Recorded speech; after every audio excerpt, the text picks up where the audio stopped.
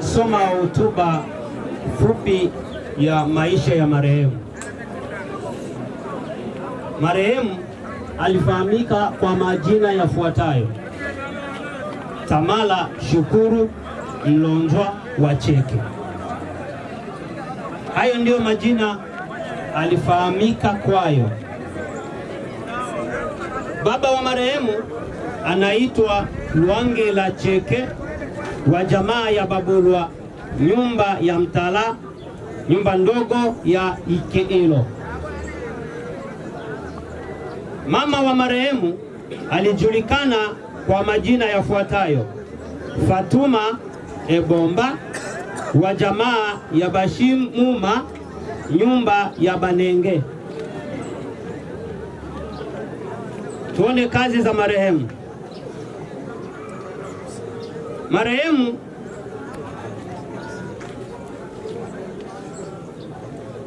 kumrazi nianze na kuzaliwa.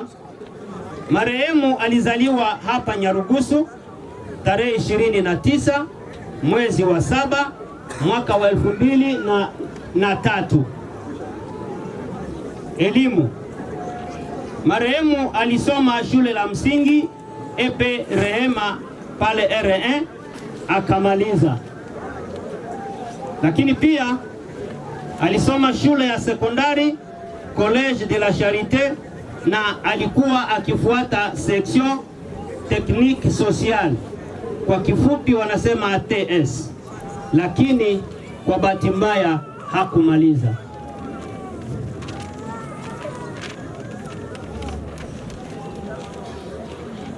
Kazi alizozifanya. Marehemu alifanya kazi zifuatazo: moja, alikuwa mwanavijana wa kijiji cha R1 zone ya 6. Pili, alikuwa mwariri, yaani shooting. Tatu, alikuwa mwakilishi wa mambo mbalimbali kwenye timu ya R1 Sport. 4, alikuwa msusi. Wasiojua msusi, ale mshingi. 5, ndoa. Marehemu alikuwa bado kuolewa wala kuzaa. Magonjwa.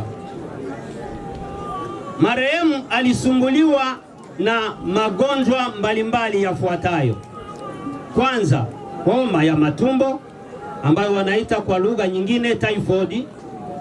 Alisumbuliwa na pressure, lakini pia moyo kuvimba kuliko sababisha pia na miguu kuvimba. Kifo.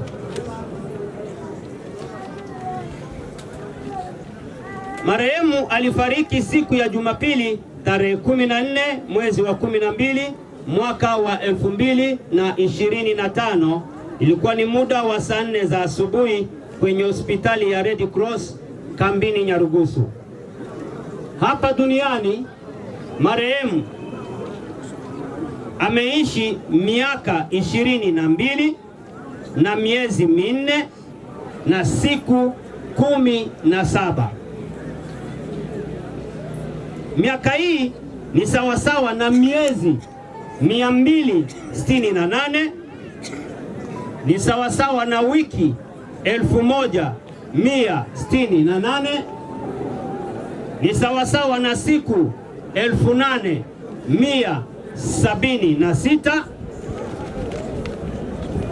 ni sawasawa na masaa 196,224, ni sawasawa na dakika 111,773,440, ni sawasawa na sekunde 1,706,406,400.